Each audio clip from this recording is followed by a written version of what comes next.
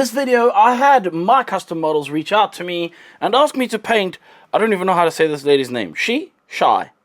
She. I don't know, but this is Groundeffected, and my name is your dad. And of course, just painting a model is one thing, but this is a large model. This is like quarter scale, and it is currently Friday afternoon. 1 o'clock on Friday. This video is coming out in 2 days, but this is good for you because of course you get to see many different techniques all done in a very short space of time. And while I am still panicking to get the model done so that I can have the video out in time for the time that I promised to everyone that I've decided to promise things to, it's actually a good thing for me. I will just say, however, this does also mean that it fills up my shelves very quickly, and of course that's a slight problem. But I'm also one of these weirdos that actually really likes, this is very bright. I really like the fact that things are difficult and things are under pressure. The pressure is where I work the best. That doesn't mean that you need to work under pressure, however, it does mean that I'm under pressure, and so thus forth this explains why. And now that I've explained why, let's just quickly talk about this model. I'm going to put a light in here, and I will tell you how I'm going to do that.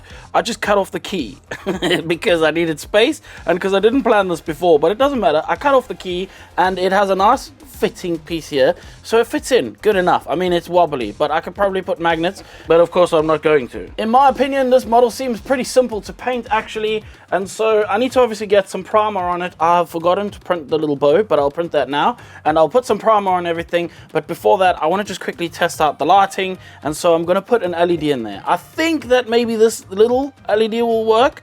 There's a strong possibility that this LED may not work or may work. I'm unsure yet, and so I'm going to obviously put some battery to it and see what the color looks like and the brightness, and then I might change or adjust from there. But for now, how I've gotten a hole in the bottom of that is after taking off the key, I literally just used this file and shoved it up there and twisted it, which is very unconventional, I know, but there is in fact a hole in the place where I need a hole, so tell me I was wrong. Now, as we're on the classic time crunch of a Groundeffected video, which just seems to be a normal thing these days, I'm just going to go through this, and if you enjoy painting stuff, well then maybe you might like this video. Also, it's really awkward for me to sit like this. I'll probably look really weird. And a normal person would probably use a tripod to put their camera on, but I'm not normal. So you are now currently resting on a toilet roll. So if you fall over, that's my own fault because I'm an idiot. Anyway, let's just paint this model. No more faffle-laffle and waffle-waffle because it's just getting annoying. Let's just paint the model.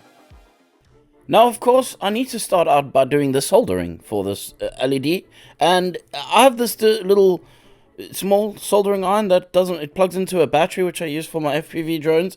It's one of the best things I've ever had in my life, and that's my favorite soldering iron. But you use your favorite one, and I like to use a bit of, I don't know what that stuff's called now. Flux, that's it. You put flux on the thing. That makes all soldering jobs so much better. Now, an astute person would have a battery holder and probably solder the wires onto a switch and a battery holder, but I'm not going to do that. I'm literally just going to tape the wires to the battery because I never use the lights. I put them on for a little bit and then I never use them. I will say, I don't think that this light was powerful enough, so that is a problem. I need to still figure out. The lights need to actually go sideways and not forwards, and these LEDs I have go forwards. It's a thing, but I haven't figured out which ones I need to get yet. Anyway, let's not bother about the light for now, because it's not that much of a big thing, because we're never going to have the light on anyway, so let's just move on to painting. Now, of course, I used Kaleido primer to prime everything so that I could have a black base coat. Then I used the white Kaleido primer to put a zenithal over pretty much everything. Everything that needed to have a lighter color, like for example the red and the skin tones, because this lady's suit is red and the skin tones need to be light. The hair doesn't have to have that much, which is why you can see I left quite a bunch of black still in the hair. Now I'm going to take this, the choice for the red of this is difficult because red inherently is a bad covering color. 9 times out of 10 it doesn't cover very well at all, so my choice for the red in this case was a red that would cover well, but it mean that I wouldn't have to put like multiple layers on when I come back and paint the jack wet later, but it also needs to be able to go in the airbrush, which is basically any paint depending on how you thin it, But the red that I picked, this red goes down pretty well later. And normally for a nice bright red, I would use something like ball red or an ink or something. But the problem is those need to be sprayed to be nice and flat. And the Vallejo goes down nice and flat. If you thin it down just enough, a couple of layers, and it'll go really nice and flat. I used some Caribou Crimson to put some shadow in it, and then I obviously took a satin varnish and sprayed that over the top of that. This is to make it look a little bit shiny and a little bit more leathery like, because I feel like that's probably what the suit's made out of. Now on the base, it is pretty much a very simple colored base. So I put down a little bit of brown first before I come back to dry brush that, and while it dries I'm going to quickly put a little bit of red in the undertones on the skin tones so that we can have a bit more volume to the skins later on.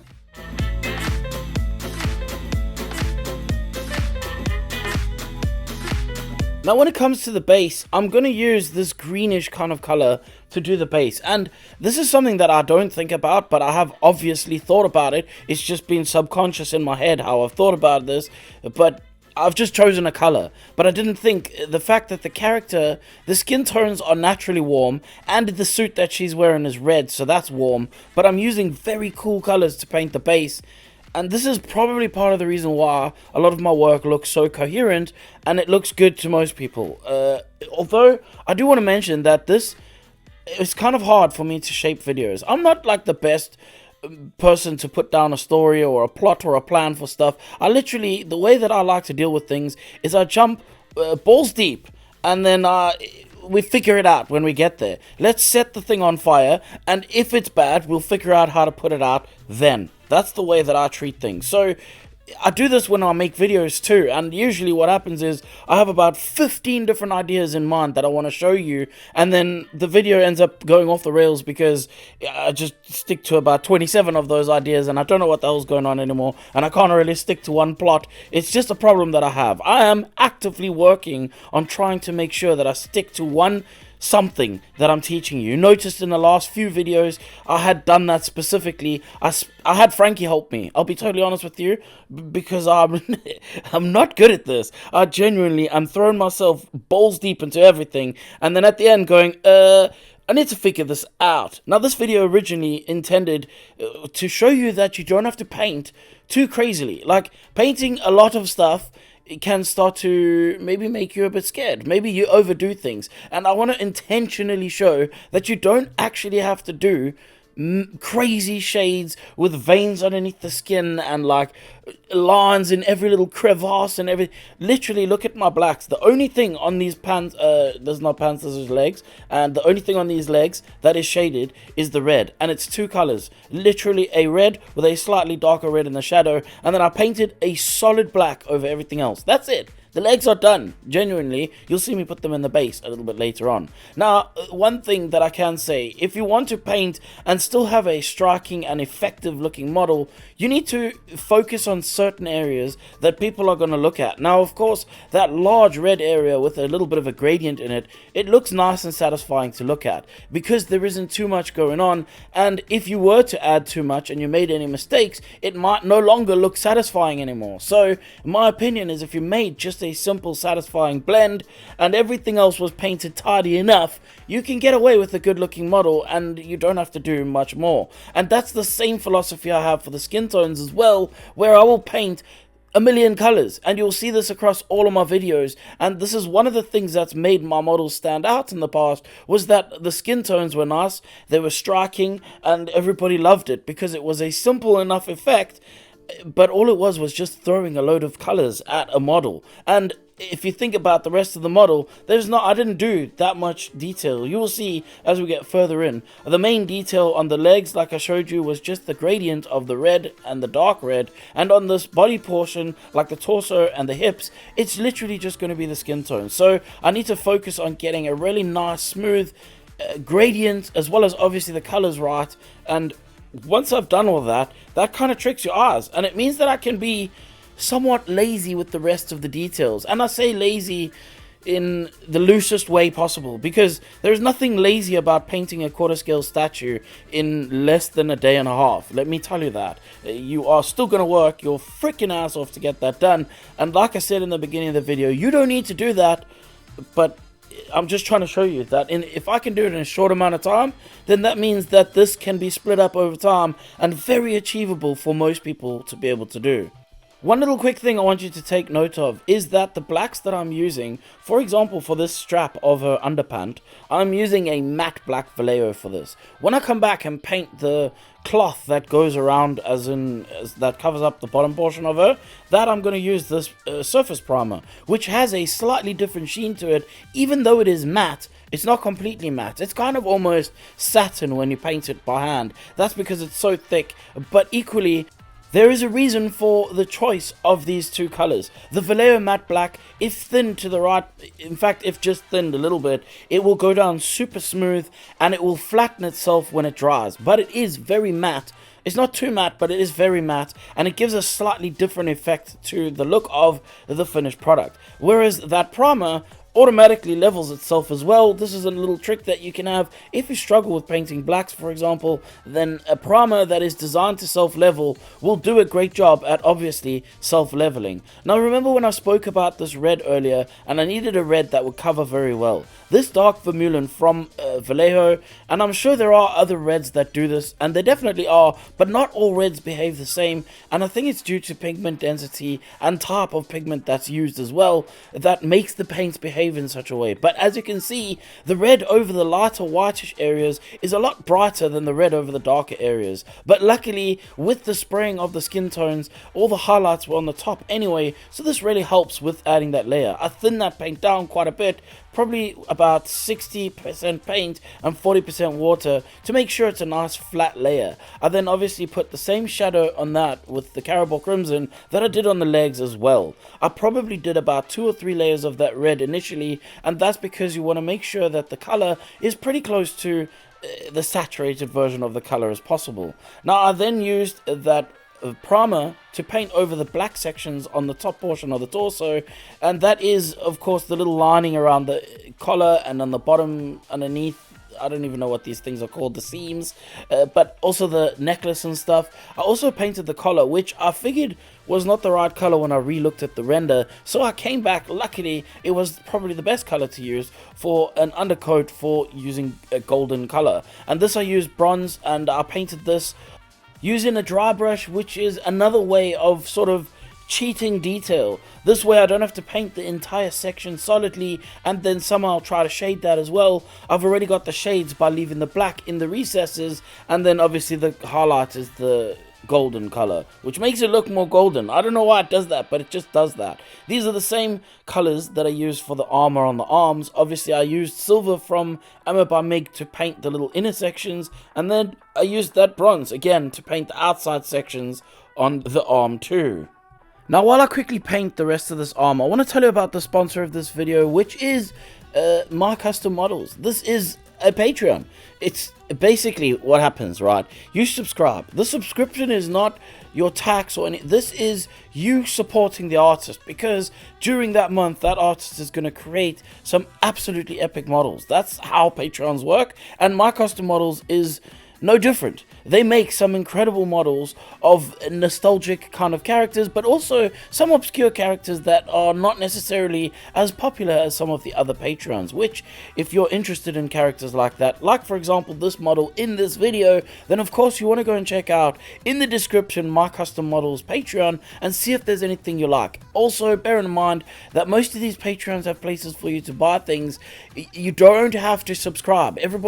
There's always some people that comment, oh, I wish I could just buy the. You can just buy the model. Stop whinging and moaning and go just search for 5 seconds on their Patreons and their Instagrams and socials, and you will see that there is places for you to buy the models. Of course, I shouldn't be shouting at you, but equally, don't be a schmuck and go and buy the model if you like the damn model. Stop whinging about having to support freaking artists and support artists. I guess that's what I'm trying to say. And also thank you My Custom Models for sponsoring this video. Then let's get back to carrying on making the model. Now of course I had to glue in the little sword things in, because she couldn't be a sword lady without the swords in her hands. So I did that very tentatively and put the model's arms together, which of course you probably want to put magnets in something like this, especially a larger style statue like this. You don't want bits falling off, because they may explode into a million pieces when they do. I then obviously painted a little bit of the hair, which was annoying as hell. Painting hair sucks. I actually hate painting hair, mainly because you always have to get into tiny little weird crevasses and cracks. And the best trick I can give you for this is have 2 or 3 different size brushes. I'm telling you, even a brush that looks similar size to another brush can sometimes be better than the other brush. I don't know why that is, but some brushes just work better on hairs in weird, obscure places. So I can't give you any other tips other than that, but that's basically it. Just use different size brushes. I then painted the wiggly caterpillars on her eyes using Cygor Brown. And by the way, for a makeup, I used Drucci Violet, I think it was. And that was actually a wash, which I sprayed on a very low air pressure in my airbrush over the tops of her eyelids to try and create, obviously, this geisha makeup that this chick has. Genuinely, I wish that I had painted a little bit more white on the skin's face. The words are getting hard, but I struggled with this whole geisha makeup thing because I know how white behaves. If you paint white over things, it wrecks everything. So I was really scared to put too much white on her face, and while the face was in my hand, it felt like there was a lot of white on it already, and you can already see it looks like there's a lot of white, but once it's all together, I think it could have had more white. So maybe you want to paint a bit more white if you wanted. And the reason why I used blue here for the highlights, by the way, which is kind of a weird color to use, but this is a comic character, and the way that all of the reference images, and not reference but like comic covers and things, they all have used blue to create the highlights in this chick's hair. So I figured this was the best way for me to do it. Now I also used a Flesh Terror's Red, which is normally the color I use for blood, by the way, to paint her lipstick on her mouth. And this I did not put a gloss coat on later. Hopefully you'll notice that, but I didn't because I wanted to keep that sort of satiny, velvety sheen that a thick lipstick like that would have. It's not usually shiny, so yeah, that's my thought pattern with that. For the eyes and the sclera of the eyes, I used Highlight Skin, which I know you can't really get, but cream white will do the same job. And you probably want to darken the edges of it with a little bit of pink or blue or something, just so that they don't look so stark, because people complain about that apparently if you do. And for the eyes themselves, they are actually green eyes. So I used the dark green with a light green on the inside, and my custom model sculpts the little indent for the eyes. So if you're a type of person that prefers having the iris and the pupil and stuff like sculpted in for you, then this has done that on this model, and maybe that makes it easier for you. Personally, I prefer a flat eye so that I can put my eye where I want it to be, but obviously everybody has their preferences, and so this does help if you don't really know where to put it. I then obviously put a pupil in, and then I put a white specular highlight, which I usually put a large one on one side and a small one on the other. Then I put gloss clear coat over the eyes. Remember, this time I didn't do it over the lips, just the eyes. Now I can put the head on the model and call this one done.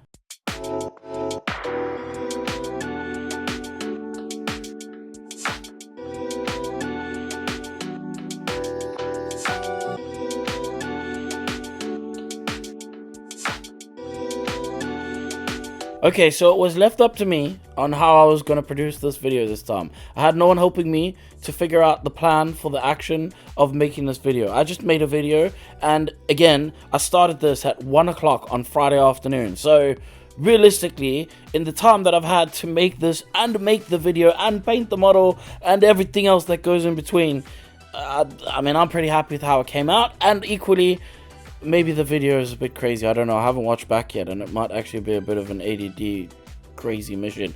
Either way, this is proof of that. You don't have to paint crazy. You don't have to be a master painter to create a really good looking model. And yes, I know that those of you who can't paint to this level are going, oh, look at this guy saying you don't have to be. Yeah, whatever, dude. This is not the best painting. This is poo painting.